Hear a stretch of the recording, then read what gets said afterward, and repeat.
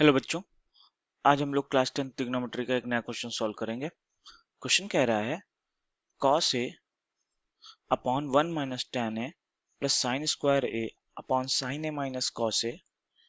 ये हमारा equals to हमें प्रूव करके दिखाना है कि sine a plus cos a के इक्वल होगा। ओके, तो जैसा कि हम लोग ऊपर क्वेश्चन में ये देख पा रहे हैं कि कोई डायरेक्ट आइडेंटिटी तो लग नहीं रही है। ठीक है, तो ठीक है, और ना ही कोई डायरेक्ट वे है इसको करने का। तो हम इसमें क्या करेंगे कि इसके सारे टर्म्स जो हैं, अब हमारा अप्रोच क्या होना चाहिए। अगर मैं क्वेश्चन को देखूं तो हमारा अप्रोच ये होना चाहिए कि यहाँ पे है tan है, यहाँ पे है साइन है, साइन ए माइनस कॉस है, और हमें लाना साइन ए और कॉस ए में ही है सब कुछ। ठीक है, तो हमें क्या करना होगा, हम क्या कर देंगे कि जितना भी tan ए कॉट ए वगैरह का टर्म है इसको हम चेंज करेंगे, है ना। बेसिक टर्म में साइन अपॉन कॉस में चेंज करेंगे और फिर डायरेक्ट सॉल्व करना शुरू करेंगे। ओके, तो जितने भी टर्म्स हैं उनको बेसिक टर्म में तोड़ के, बेसिक फॉर्म में तोड़ के, और देन उनको सॉल्व करना शुरू करेंगे। तो आइए शुरू करते हैं। कुछ लेफ्ट हैंड साइड अगर हम देखें तो लेफ्ट हैंड साइड है हमारा cos a upon 1 minus tan a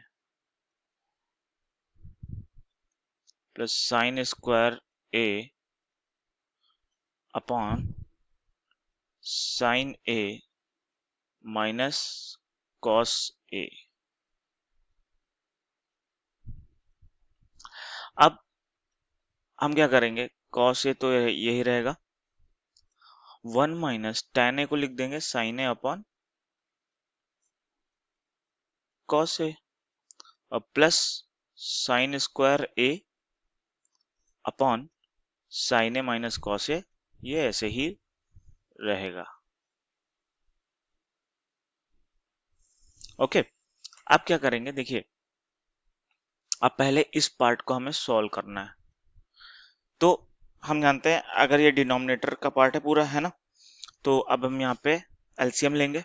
तो एलसीएम आएगा कॉस ए, या हमें इसे कॉस ए बनाना है तो हमें वन में क्या करना पड़ेगा, मैं एक करके दिखा देता हूँ। 1 minus sine a upon cos ए है हमारे पास। अब अगर हमें इसका डिनोमिनेटर सेम करना है तो कॉस ए से ऊपर और नीचे मल्टीप्लाई करना पड़ेगा। तो ये हमारा बन जाएगा cos A upon cos a minus sine a upon cos ए। मैं इस तरह से आपको इसलिए बता रहा हूँ क्योंकि कई बच्चों को मैंने देखा है वेरिएबल या ट्रिग्नोमेट्रिक फंक्शन के समय पे, मतलब डायरेक्ट नंबर्स का एलसीएम तो ले लेते हैं, बट जब वेरिएबल के साथ एलसीएम लेने की बात आती है तो उन्हें थोड़ा कंफ्यूजन होता है। तो इस वजह से मैं आपको पूरी प्रोसेस करके दिखा रहा हूँ ताकि पूरी तरीके से प्रोसेस आपकी क्लियर रहे कि हाँ ये करना होता है। ठीक है, कोई किसी तरह का डाउट ना रहे। तो ऑब्वियस सी बात है, जब डिनोमिनेटर सेम हो गया तो ये होल अपॉन कॉस ए बन जाएगा, और ऊपर आपका बन जाएगा कॉस ए माइनस साइन ए। तो ये वाली चीज आपकी ये इसमें बदल जाएगी। ठीक है, तो एक बार फिर से हम लोग क्वेश्चन की तरफ जाते हैं। क्वेश्चन कॉस ए अपॉन, तो 1 माइनस tan ए को अब हम लिख सकते हैं ये। ठीक है, तो ये हो जाएगा cos a minus sine a upon whole sorry upon cos a, ये आपका होल अपॉन है। और इधर हमारे पास है sign square a upon sine a minus cos A. Okay, अब देखिए ये है कॉस ए डिवाइडेड बाई ये पार्ट। ठीक है, मैंने आपको बताया है जब भी फ्रैक्शन से कोई नंबर डिवाइड हो रहा है तो फ्रैक्शन पलट के मल्टीप्लाई होके मल्टीप्लीकेशन में चली जाती है। ठीक है, तो यहाँ पे हम इसको ऐसे लिख सकते हैं कॉस ए, ओके, और इनटू, और ये वाला फ्लिप कर दोगे आप, ये वाला पार्ट फ्लिप कर दोगे तो आ जाएगा cos A upon cos a minus sine A. Okay, तो ये वाला पार्ट जो है डिवीजन जिससे हो रहा था, ये रोट मतलब फ्लिप हो गया, इनवर्स हो गया। तो ये और ऊपर वाले कॉस ए से, यहाँ पे कॉस ए से मल्टीप्लाई हो गया। अब प्लस यहाँ पे था sign square a upon sine a minus cos ए। ठीक है, अब देखिए सीधी सी बात है, कॉस इंटू कॉस, ये वाला कॉस इससे मल्टीप्लाई होगा, cos into cos, cos square, sorry cos square a हो जाएगा upon cos a minus sine a plus sine square a upon sine a minus cos a. अब देखिए एक चीज है, बहुत माइन्यूट सी चीज है, कई बच्चे क्या करते हैं, क्या गलती करते हैं कि ये सोचते हैं कि कॉस ए माइनस साइन ए और साइन ए माइनस कॉस ए एक ही चीज है, लेकिन ये एक चीज नहीं है। मैंने आपको पहले भी प्रीवियस उसमें बताया है, मैं अभी भी बता देता हूं कि कॉस ए माइनस साइन ए अलग है, साइन ए माइनस कॉस ए अलग है। हाँ ये है कि चीजें सेम है, बस साइन का डिफरेंस है। मतलब ये है ऐसे कुछ a माइनस बी और ये है b माइनस ए। तो अब यहाँ पे चैलेंज ये है कि a माइनस बी को अगर हमें डिनोमिनेटर सेम करना है तो या तो हमें a माइनस बी को b माइनस ए बनाना पड़ेगा और या तो b माइनस ए को a माइनस बी बनाना पड़ेगा। दोनों ही केस में आपको एक चीज ध्यान रखनी है, वो है ये कि a माइनस बी, अगर अगर b माइनस ए को आप a माइनस बी बना रहे हो तो आप लिखोगे इसको लिखोगे b माइनस ए को, माइनस अगर आप कॉमन लेते हो तो माइनस कॉमन होके ब्रैकेट लगाओगे, और b माइनस ए क्योंकि माइनस कॉमन लिया है तो सबके साइन बदल जाएंगे, a माइनस में था तो a प्लस में आ गया और b प्लस में है तो ये माइनस में चला जाएगा। तो इसका मतलब हो गया ये minus of a minus B, मतलब b minus A is equals to minus of a minus B आप लिख सकते हो। ठीक इसी तरीके से इस चीज का यूज करते हुए कॉस ए माइनस साइन ए है एक तरफ और एक तरफ है sign a minus cos a. अब देखिए अगर मुझे इस चीज को ये बनाना है तो मैं क्या करूंगा, माइनस साइन कॉमन ले लूंगा और इसको कह दूंगा कॉस ए माइनस साइन ए। ठीक इसी तरीके से इस वाली आइडेंटिटी से। ठीक है, तो इतना ध्यान रखिएगा। फिर क्या था, अब चलते हैं क्वेश्चन की तरफ। क्वेश्चन क्या था, cos cos square a upon cos a minus sine A,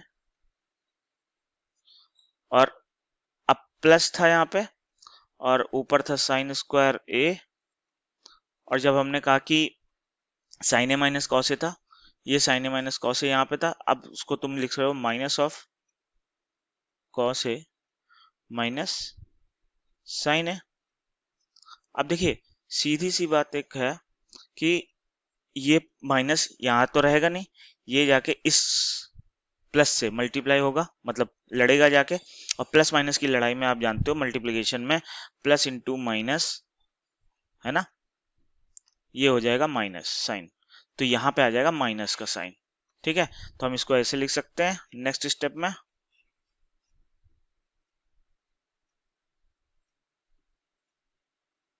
cos square है अपॉन कॉस है माइनस साइन है, माइनस का साइन स्क्वायर है अपॉन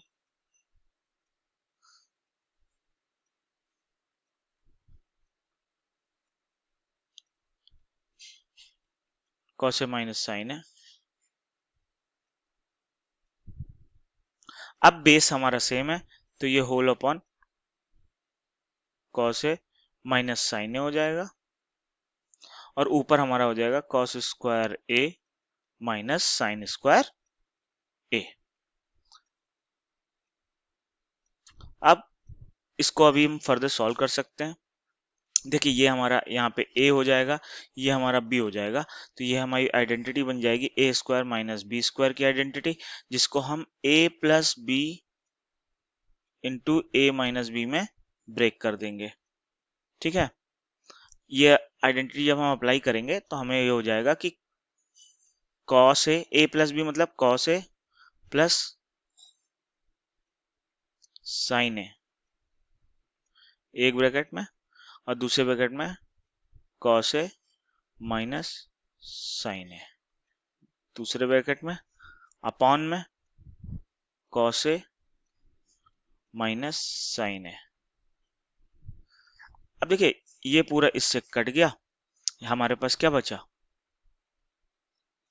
हमारे पास बचा cos A plus sign A.